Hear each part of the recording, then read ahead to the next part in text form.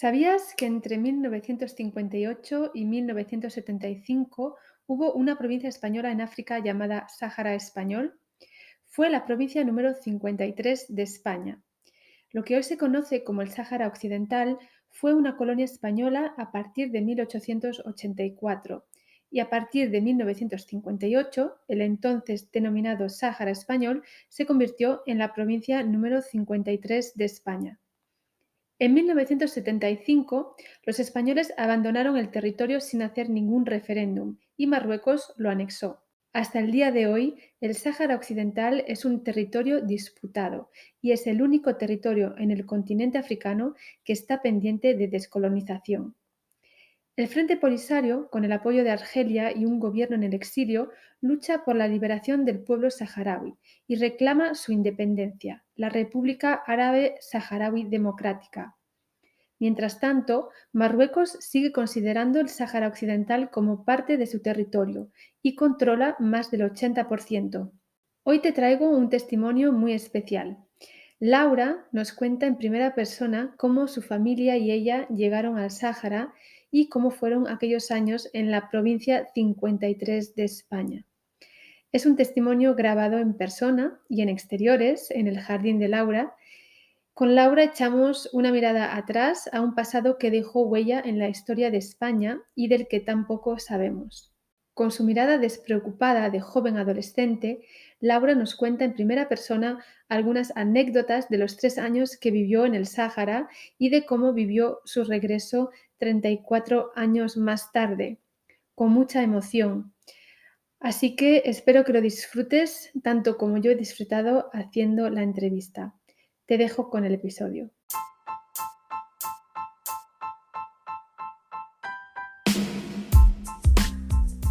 Te doy la bienvenida a Como pez en el agua, un podcast para destapar y despertar esa parte de ti que quiere vivir y vibrar en español. Te habla Rocío desde la cocina y aquí comparto trucos, consejos e inspiración para hablar español con fluidez y potenciar una mirada intercultural. ¿Te vienes?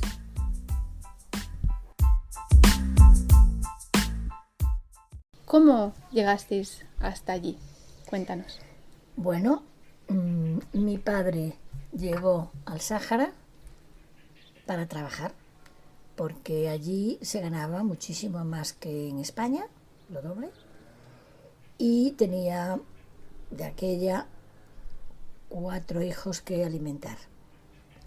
Entonces, pues salieron unas plazas para allí, y él la pidió, se la dieron y allá se fue. ¿Él qué hacía? ¿Qué trabajo hacía? Mi padre era practicante, que es lo que hoy en día sería un enfermero. Uh-huh.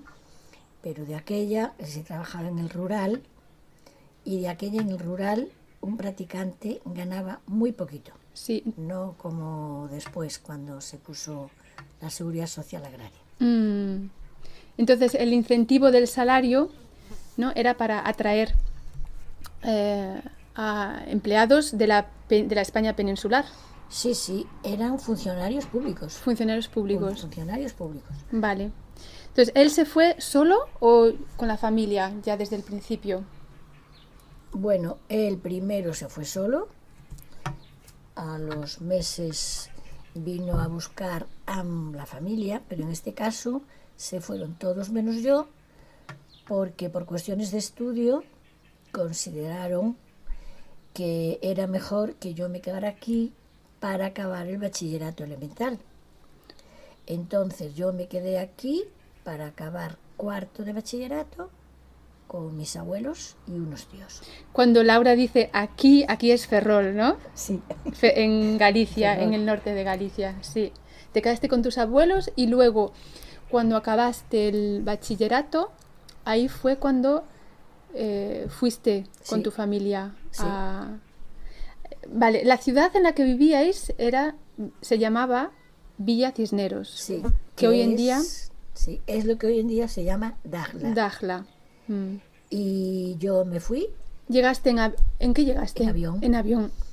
Y porque vamos coincidiendo, además del estímulo del dinero, había otro estímulo que también era económico, pero no, que era que cuando tú estabas allí, los funcionarios, cada 20 meses tenían 4 meses de vacaciones, que se podían venir a la península, que era como le llamábamos nosotros, Sí. con todos los gastos pagados del viaje para el profesional, digamos, el trabajador, y para toda su familia. Entonces, a mi padre le tocaba una de esas vacaciones, vino, me esperó aquí en el verano y yo ya me fui con ellos. Y a los 4 días de llegar yo, cumplí 15 años. 15 años. ¿Y cómo ve, cuál es la perspectiva de una joven adolescente de 15 años que llega al Sáhara? ¿Cómo era allí la vida? ¿Tus hermanos ya estaban allí? ¿Ya iban a la escuela allí? Sí, mis hermanos ya iban allí a la escuela o al instituto, creo. La mayor de ellas, o sea, la mayor soy yo, pero bueno, la que me sigue iba al instituto, la otra iba al cole.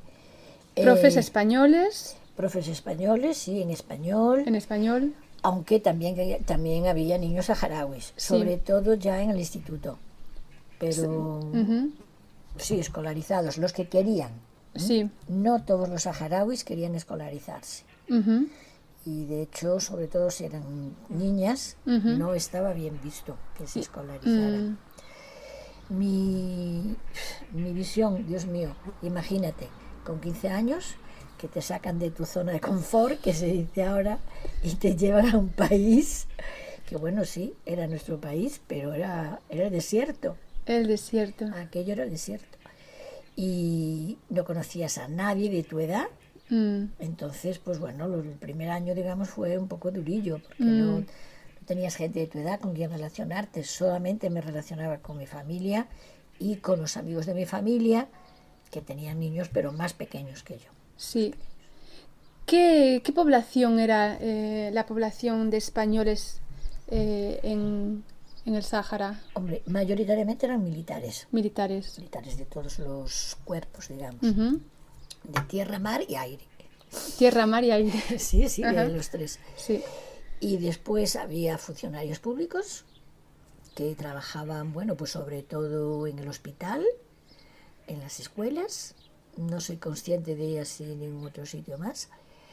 Y luego en los comercios. Luego había los comercios. Y después, no sé muy bien si decir una población flotante, interesante. Que eran lo de los pescadores. Los pescadores. ¿Cómo funcionaba eso de los pescadores? Vivían en los barcos, ¿no me dijiste? Sí, pero los pescadores que vivían en los barcos, sobre todo en el Galicia, que era un barco factoría de aquella muy importante, pues ellos... El Galicia, ¿no? Repetimos, Galicia. El Galicia era un barco...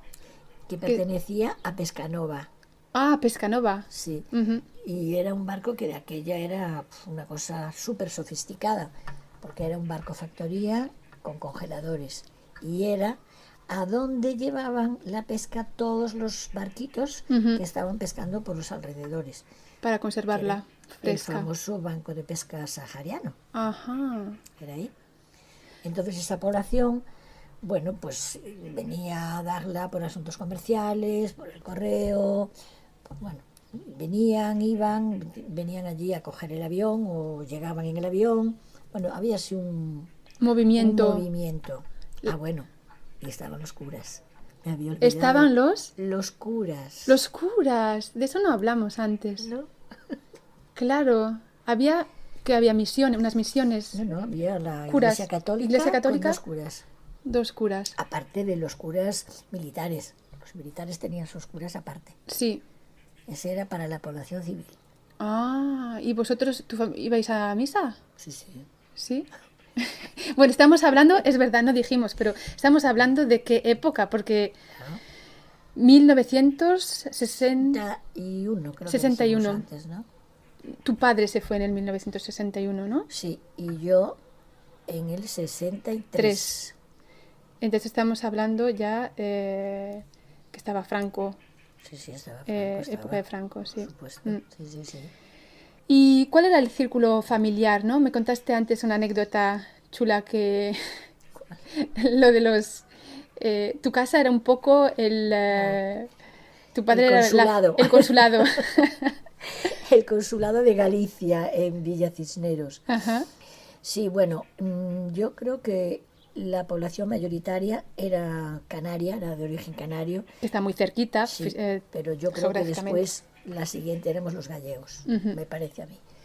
Entonces no éramos una comunidad muy cerrada, éramos una comunidad abierta y teníamos la particularidad de que el jefe del aeropuerto, el director del aeropuerto, era gallego, se llamaba Manolo y era de Santiago. Y entonces teníamos vuelos diarios de Canarias a Villa Cisneros. Este señor veía en la lista de pasajeros, no sé cómo se enteraba que eran gallegos, Ujú. entonces avisaba a mi padre y le decía, mi padre se llamaba Antonio, Mm. oye Antonio, que hoy vienen, no sé, un gallego, dos gallegos, o ninguno, pero bueno, cuando venían, que hoy vienen dos gallegos. Entonces allá iba mi padre a la hora del avión a recibirlos prácticamente a pie de escalerilla casi que. Y ya lo primero que hacía, claro, era presentarse para que se consideraran como su tierra. En casa, estás en casa, ¿no? Y a continuación ya venían a mi casa a tomarse el vino. O a comer, bueno, a que se terciara, pero era así el primer paso, ¿no? Ah, Y entonces por eso le llamaban el cónsul de Galicia en Villa Cisneros. en Villa Cisneros. Me Casi imagino estaba que siempre llena de gente. por los apellidos, ¿no? Los apellidos. Sí, Mm. puede ser, no lo sé. Es que no Mm. sé si a lo mejor cubrían alguna ficha, no tengo ni idea. Mm. Pero sí sé que lo sabía.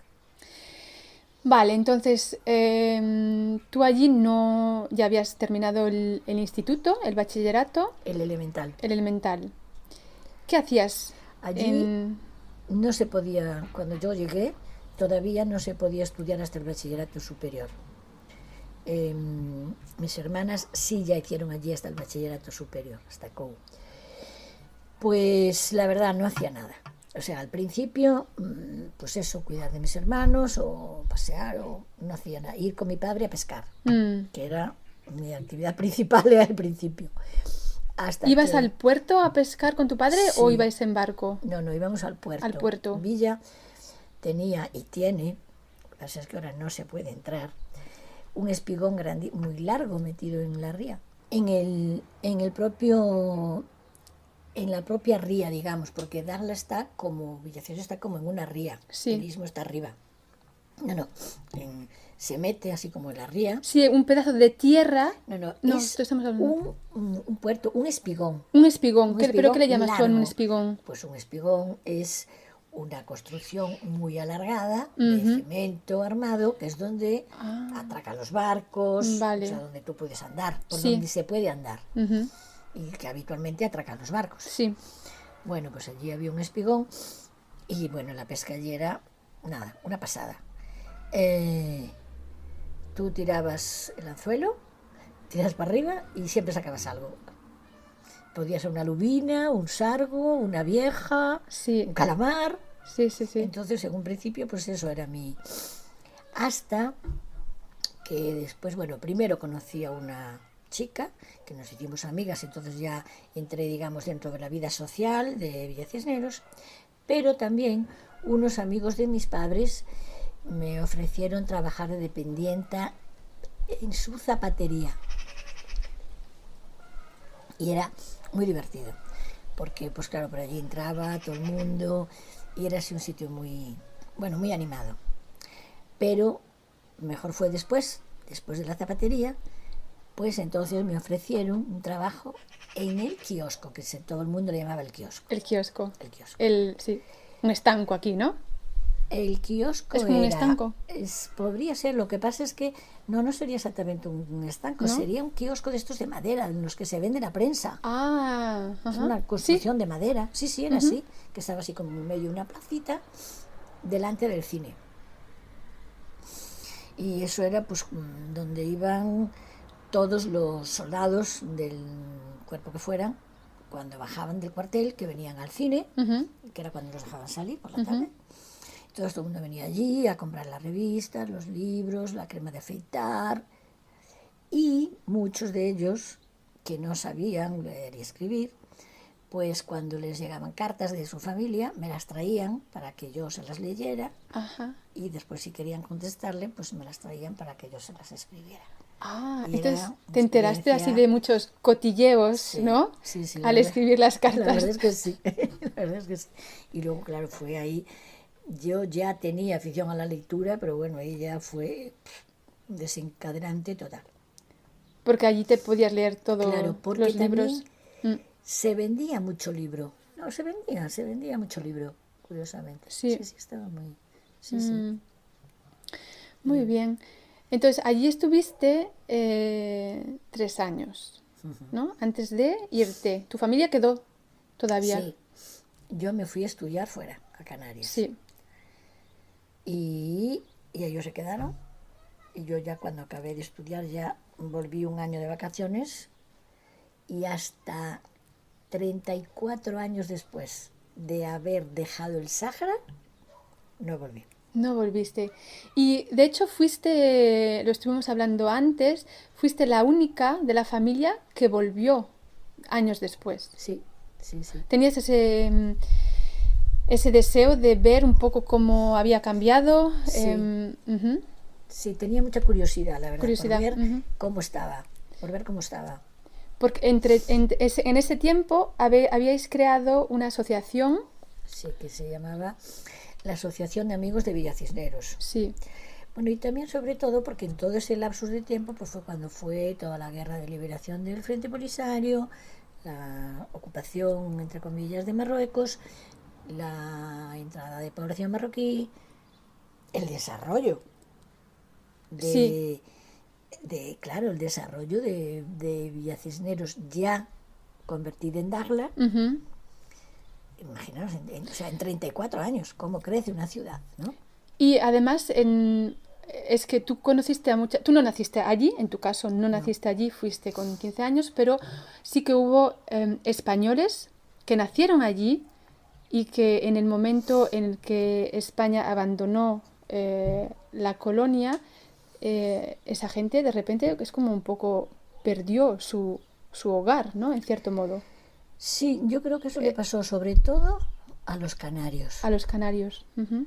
Sí, porque los canarios, yo creo que al estar tan cerca, están como más unidos, se sienten como más identificados Vinculados sí, territorialmente con que el... los peninsulares. Mm, Porque mi hermana la pequeña llegó allí con meses. es verdad, pero ella no tuvo Pero este ella deseo, nunca se... no, No, no se identificó. Es cierto que volvió para aquí con 9 años. Pero también bueno, pequeña. pero no, Mm, ella no tiene ninguna identificación con, o con... por lo menos no lo verbaliza. Sí. ¿Cómo fue ese primer viaje después de 34 años al Sáhara primero con la asociación, ¿no? Sí, ¿Fuisteis en grupo? fuimos un grupo, fuimos 2 semanas. Yo creo que en cada hicimos como 2 turnos, digamos. Mm, Digo hicimos porque los que estuvimos los 15 días fuimos Ito, otro chico ujú, de la agrupación, y yo. ujú. Entonces, yo creo que en cada turno debíamos de estar 7 personas o así, en cada uno. Y bueno, fuimos recibidos con todos los honores. Según se enteraron que estábamos allí, bueno, hasta nos recibió la televisión marroquí, hasta hicieron un programa para que Ujú. contáramos nuestras experiencias. Mm, mm. Hombre, claro, ya estaba cambiada. Lo más doloroso fue ver que habían tirado el fuerte. El fuerte. Mm. Ya no es, ya... Ay, te estás emocionando. Sí, qué pasada. Estás reviviendo, que sí. Después, eh, uno de los objetivos que teníamos todos los que íbamos era ver nuestras casas. Mm. Curiosamente, la única que se mantenía en pie era la mía. Seguía ahí en pie. Sí, seguía en pie, estaba cerca de la iglesia. Pero después estaba todo muy parecido. Estaba el zoco, Mm. la mezquita. Había como un núcleo, imagínate, como si estuviéramos en una ciudad de las de ahora, Ujú. de las del mundo occidental, Sí. con el núcleo, digamos, con la ciudad vieja. Sí, la Entonces, plaza. Sí, entonces había un sitio, sabía eso, todo eso se había conservado. Incluso el cine estaba. Sí. Es que yo creo que hasta estaba el kiosco, ahora que lo pienso, porque me hicieron allí una foto. Sí. Y el hospital. El hospital seguía Sí, también. sí. Y lo que sí que había después era una zona amplia de casas nuevas, que se supone que son las que hicieron para realojar a todos los marroquíes que mandó para allí Hassan. Ah, claro. Después, cuando España abandonó el territorio, Marruecos envió población para... normal y corriente. No eran funcionarios No eran de funcionarios. Marruecos, no. Eran, de hecho, bueno, había los funcionarios para que funcionara la ciudad, pero de hecho, por ejemplo, el alcalde era saharaui. Era un saharaui que además había estado en el Frente Polisario. Ajá, sí. Había bastantes personas que habían estado en el Frente Polisario y que ahora volvían a estar allí. El Frente Polisario, para los que no... Para nuestros oyentes, si no conocen, es el movimiento de liberación del pueblo saharaui. Del pueblo saharaui, sí. Vale. Entonces, ahí estuviste y volviste... Bueno, estuviste 2 semanas, fue un impacto... Sí, muy bien, fue muy bien, la verdad. Buena muy acogida, bien. ¿no? Sí. Muy bien.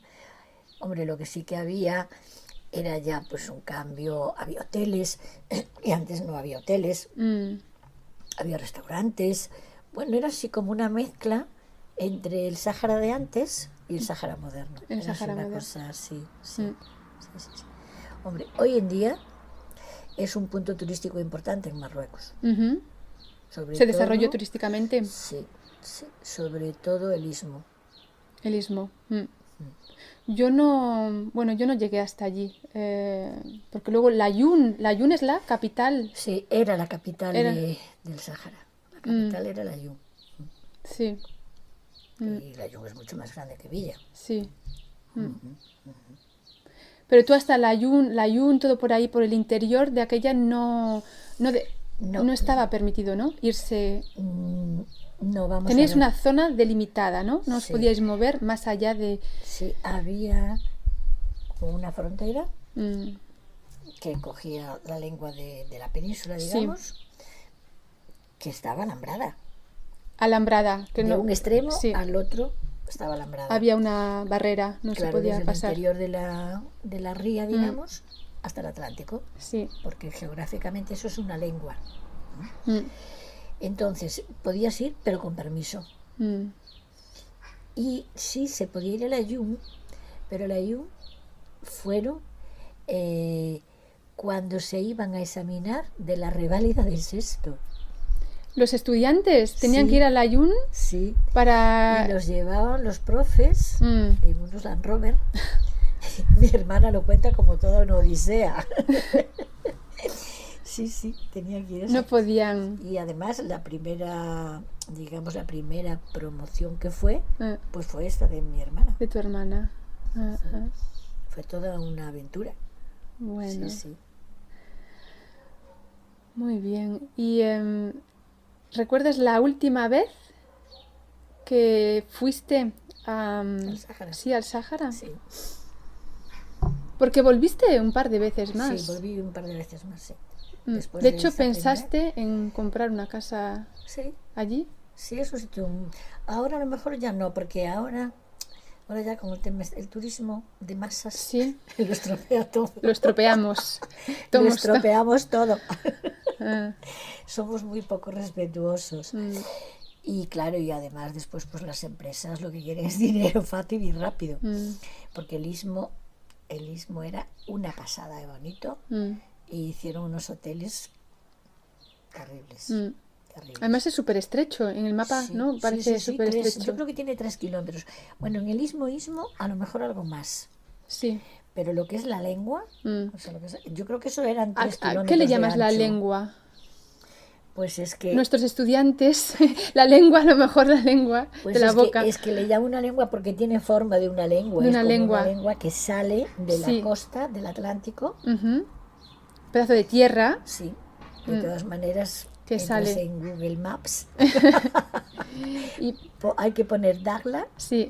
y ya lo ves. Sí, hay que tener una imagen. Claro, Si sí, entras en porque el no mapa, para tener un poco esa imagen de cómo es geográficamente Claro, el territorio. claro, porque es que es tal cual. Sí. Es cuando tú echas la lengua, Mm, tu lengua es como un apéndice de tu cara. mm, Pues esto es como un apéndice de la costa atlántica. mm. Es una cosa así, ¿no? Y es estrechita. Yo creo que eran 3 kilómetros lo que... hay un faro muy bonito que esta vez primera que fuimos fue terrible la constatación del gran problema que tienen con los residuos. No tienen cómo eliminar los residuos. Como los residuos, la basura, residuos, sí, todo. Fue... No hay plantas de No. tratamiento. ¿Qué se hace? No, pues no lo tiran. Es que fue una cosa, fue un impacto visual. ¡Pua! Era desde lo que es la punta de la península, de la lengua, hasta por la zona del Atlántico. Podemos decir como una longitud como de 3 o 4 kilómetros, toda llena de basura. Hasta un sitio que había un faro que nosotros cuando vivíamos allí íbamos de picnic al faro.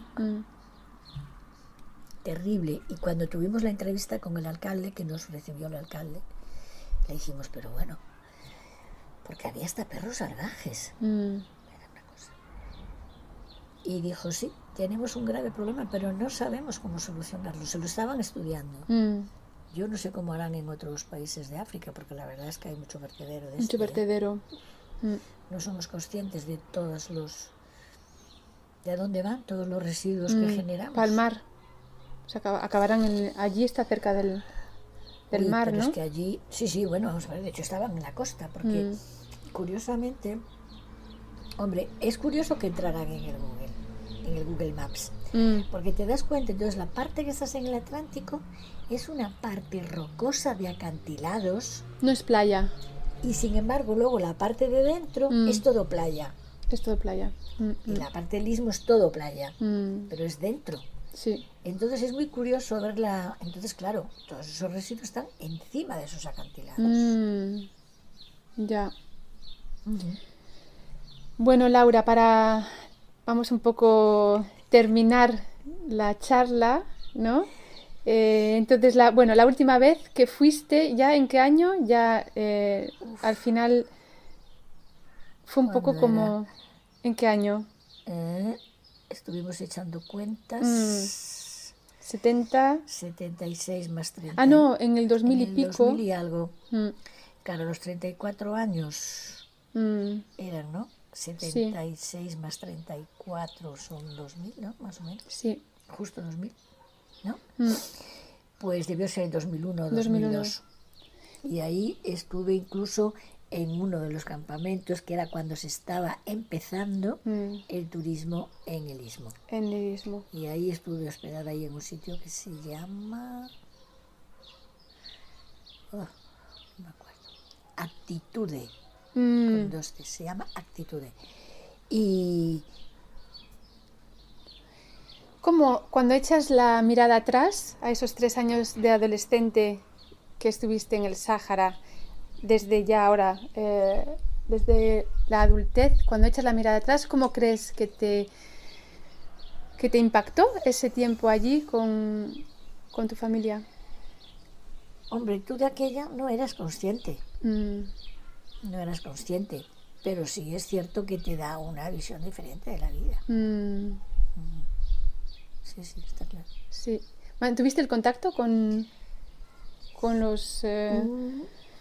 con la gente que estuvo allí también, con la asociación y esto? Sí, con la asociación durante un tiempo, pero no mucho. Que ya la cosa se fue disolviendo, ya no teníamos los mismos intereses. Y con saharauis no, porque yo en realidad no... Cuando estaba allí sí tenía relación con ellos, pero una relación muy superficial. Sí, no de amistad. No.